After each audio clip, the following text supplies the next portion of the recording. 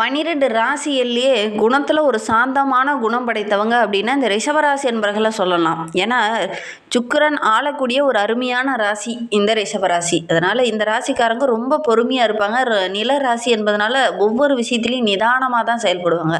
இந்த சாது மிரண்டால் காடு கொள்ளாது அப்படின்னு சொல்லுவாங்க பார்த்தீங்களா, ரொம்ப அமைதியாக ரொம்ப நிதானமாக ரொம்ப பொறுமைசாலிகளாக தான் இருப்பாங்க. இவங்களையே கோபப்படுத்துகிற மாதிரி ஒரு சில விஷயங்கள் நடக்கும்.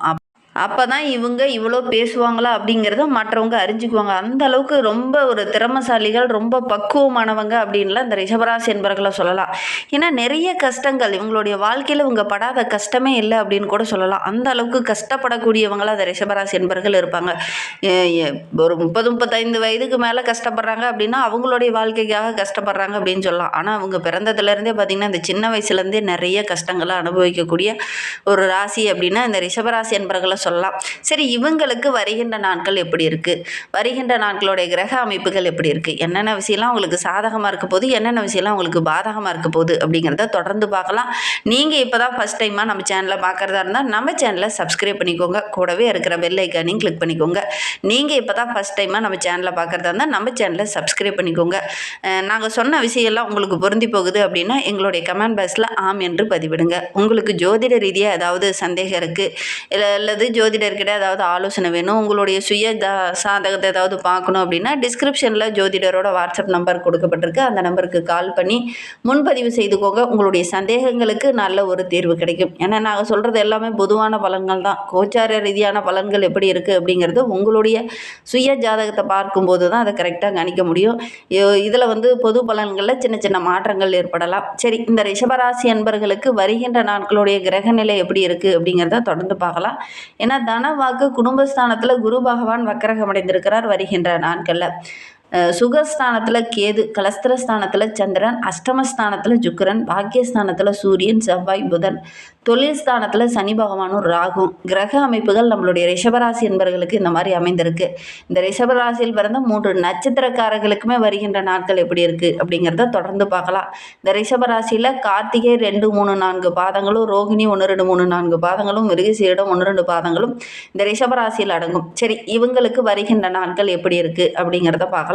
பொதுவாக இந்த ரிஷபராசி என்பவர்களுக்கு வருகின்ற நாட்கள் எப்படி இருக்குது அப்படிங்கிறத பார்த்துட்டு நட்சத்திர ரீதியாக நம்ம பார்க்கலாம். இந்த ரிஷபராசி என்பவர்களை பொறுத்தவரையில் வருகின்ற நாட்களில் இந்த மன குழப்பமாக இருந்தது பார்த்தீங்களா, அந்த மன குழப்பத்துக்கு ஒரு தெளிவு கிடைக்கக்கூடிய நாட்களாக வருகின்ற நாட்கள் அமைந்திருக்கு அப்படின்னே சொல்லலாம். ஒரு சிலரில் இந்த காலகட்டத்தில் உங்களுக்கு தயக்கம் இல்லாமல் உதவி செய்வாங்க. ஒரு சிலர்கிட்ட நீங்கள் போய் உதவின்னு கேட்டால் கூட உதவி செய்யாமல் இருந்த காலம் மாதிரி அவங்களே ஓடி வந்து உதவி செய்கிற காலம் வந்துருச்சு. அந்த அளவுக்கு நல்ல ஒரு அற்புதமான கிரக அமைப்புகள் இந்த ரிஷபராசி என்பவர்களுக்கு இந்த காலகட்டத்தில் இருக்குது அப்படின்னே சொல்லலாம். ஒரு சில ரிஷபராசி என்பவர்களுக்கு இரவு நேரத்தில் நல்ல உறக்கம் வராமல் ரொம்ப கவலைப்பட்டுட்டு இருப்பீங்க. ஆனால் இந்த காலகட்ட கிரக அமைப்புகள் நல்ல உறக்கம் வரும். மற்றவங்க கிட்ட ஒவ்வொரு விஷயத்திலையும் ஆலோசனை கேட்டு தான் நீங்கள் பொதுவாகவே செயல்படுவீங்க. இந்த காலகட்டத்திலையுமே உங்களுடைய குடும்ப உறவுங்கிட்ட ஆலோசனை கேட்டு நீங்கள் செயல்படுற காரியம் உங்களுக்கு வெற்றியாக அமையும். ஆடை ஆபரணங்கள்லாம் வாங்கக்கூடிய யோகம் இருக்குது. அதற்காக கொஞ்சம் செலவு செய்ய வேண்டிய ஒரு சூழ்நிலையும் இந்த ரிஷபராசி என்பவர்களுக்கு வருகின்ற வாரத்தில் ஏற்படும் அப்படின்னே சொல்லலாம். தொழிலில் வியாபாரத்தில் நல்ல ஒரு முன்னேற்றத்தை எதிர்பார்க்கலாம். தொழில் வியாபாரத்தில் நல்ல லாபம் கிடைக்கும். அதற்காக கொஞ்சம் கடினமாக உழைப்பு போட்டிங்க அப்படின்னா எடுக்கிற காரியங்கள் ஓரளவுக்கு வெற்றிகரமாக அமையக்கூடிய ஒரு யோகமான காலகட்டமாக வருகின்ற வாரம் அமைந்திருக்கு அப்படின்னே சொல்லலாம். எதுலேயுமே ஒரு முறைக்கு 2 முறை யோசித்து முடிவெடுங்க. அவசர முடிவு ஒரு சில இடத்துல உங்களுக்கு சின்ன சின்ன இடர்பாடை கொடுக்கும். அதனால் எந்த ஒரு விஷயத்தில் இறங்குறதா இருந்தாலும் மற்றவங்ககிட்ட கொஞ்சம் கலந்து ஆலோசிச்சுட்டு நீங்கள் இறங்குறது ரொம்பவும் நல்லது அப்படின்னே சொல்லலாம். உத்தியோகத்தில் இருக்கிறவங்க கொஞ்சம் நிதானத்தை கடைபிடிங்க. மேலதிகாரிகிட்ட பேசும்போது கூட கொஞ்சம் நிதானமாக இருங்க. இல்லை அப்படின்னா அவங்களுடைய விரோதத்தை சம்பாதிக்க வேண்டிய ஒரு சூழ்நிலையெல்லாம் இருக்குது. இந்த காலகட்டத்தில் கொஞ்சம் அனுசரணையாக இருங்க. ஏன்னா மற்றவங்களுடைய செயல்பாடுகள் எல்லாமே உங்களுடைய கோபத்தை தூண்டுற மாதிரியே இருக்கும், உங்களுடைய உணர்வுகளை அதிகப்படுத்துகிற மாதிரியே இருக்கும். அதனால் முடிந்த அளவுக்கு இந்த காலகட்டத்தில் ரொம்ப பொறுமையாக இருங்க. அவசர முடிவு ஒரு சில இடத்துல உங்களுக்கு கெட்ட பேரை வாங்கி கொடுத்துரும். கொஞ்சம் பொறுமையாகவும் நிதானமாகவும் செயல்படுறது ரொம்பவும் நல்லது அப்படின்னே சொல்லலாம்.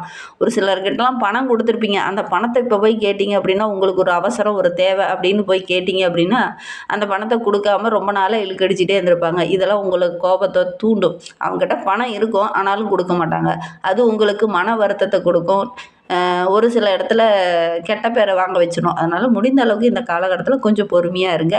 நீண்ட நாட்களாக நீங்கள் எதிர்பார்த்த அந்த பதவி உயர்வு, இடமாற்றம் இதெல்லாம் இந்த காலகட்டத்தில் கிடைக்கும் அப்படின்னு நீங்கள் காத்துட்ருப்பீங்க. அதில் சின்ன சின்ன இடையூறுகள் வரும். உங்களுடைய கோபத்தை தூண்டுற மாதிரியே ஒரு சில பிரச்சனைகள் வர்றதுக்கான சூழ்நிலை இருக்குது. கொஞ்சம் கவனமாக செயல்படுங்க. இந்த காலகட்டத்தில் இதெல்லாம் கிடைக்கக்கூடிய யோகம் இருக்குது. பொறுமையாக இருந்தீங்கன்னா கிடைக்கும். அவசரமாக ஒரு சில கோபத்தை வெளிப்படுத்துறீங்க அப்படின்னா ஒரு சில இடத்துல சின்ன சின்ன கெட்ட பேர் வர்றதுக்கான ஒரு சூழ்நிலை இருக்குது. கவனமாக செயல்படுறது நல்லது. ஒரு சில ரிஷபராசி அன்பர்கள் தொழில் நிமித்தமாக எங்கேயாவது வெளியூர் பயணம் செல்வீங்க. அந்த வெளியூர் பயணங்கள் எல்லாமே ஓரளவுக்கு சாதகமாக அமையக்கூடிய ஒரு யோகமான காலகட்டமாக வருகின்ற நாட்கள் இந்த ரிஷபராசி அன்பர்களுக்கு அமைந்திருக்கு அப்படின்னே சொல்லலாம்.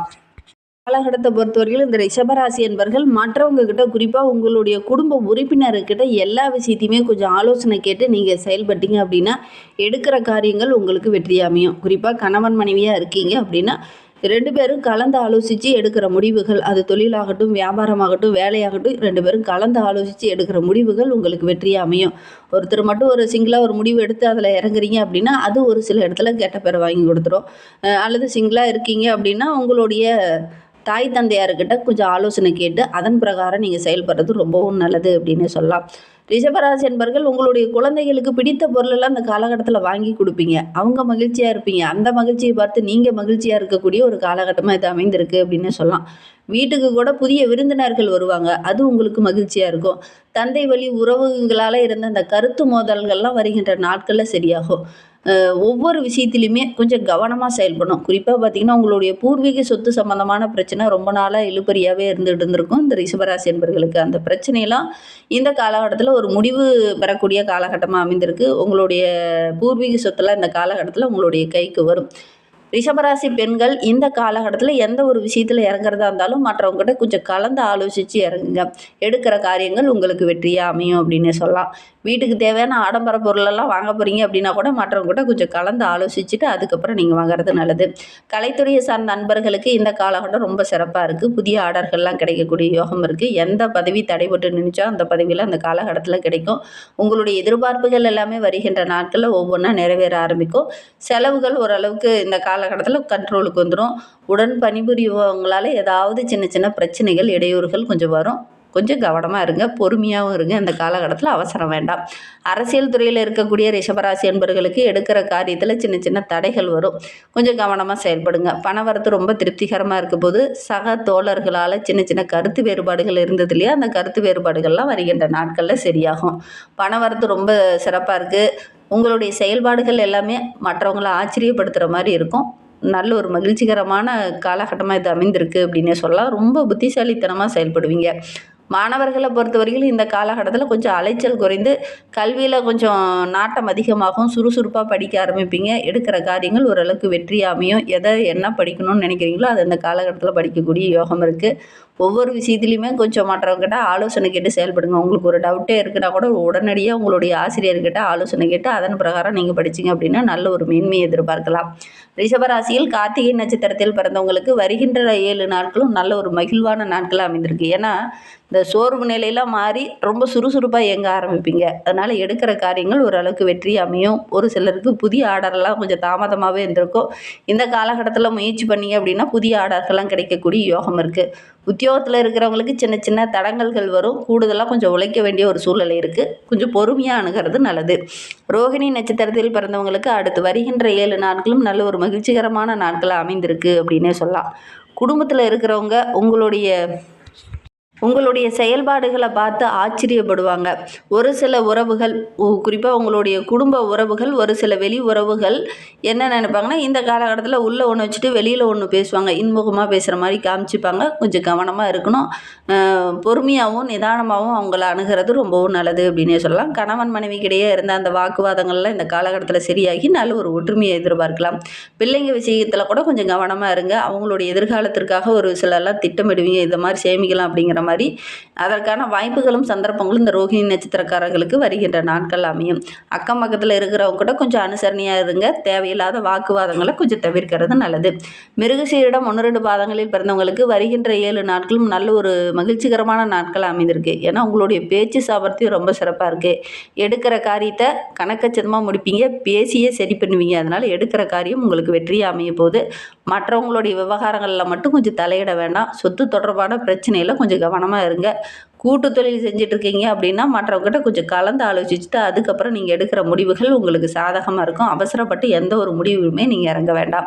இன்னுமே வாழ்க்கை ரொம்ப சிறப்பாகவும் ரொம்ப மகிழ்ச்சிகரமாகவும் இருக்கணும் அப்படின்னு நினைக்கிற நம்மளுடைய ரிஷபராசி அன்பர்கள் மாரியம்மனை வழிபட்டுட்டு வாங்க. எடுக்கிற காரியங்கள் எல்லாமே உங்களுக்கு வெற்றியாக அமையும். மனதுக்கு இனிய நல்ல நல்ல விஷயங்கள் உங்களுக்கு நடக்கும் அப்படின்னே சொல்லலாம். நம்பிக்கையோட இந்த ஒரு விஷயத்தை மட்டும் செஞ்சு பாருங்கள். அதே மாதிரி வருகின்ற நாட்களில் தைப்பூசம் வருது. அன்றைய தினம் முருகப்பெருமானுக்கு விரதம் இருந்து அந்த முருகப்பெருமானை வழிபட்டீங்க அப்படின்னா எடுக்கிற காரியங்கள் உங்களுக்கு வெற்றியாக அமையும். நம்பிக்கையோட செஞ்சு பாருங்கள். இந்த மாதிரி பயனுள்ள தகவலை தொடர்ந்து கேட்க நம்ம சேனலை சப்ஸ்கிரைப் பண்ணிக்கோங்க.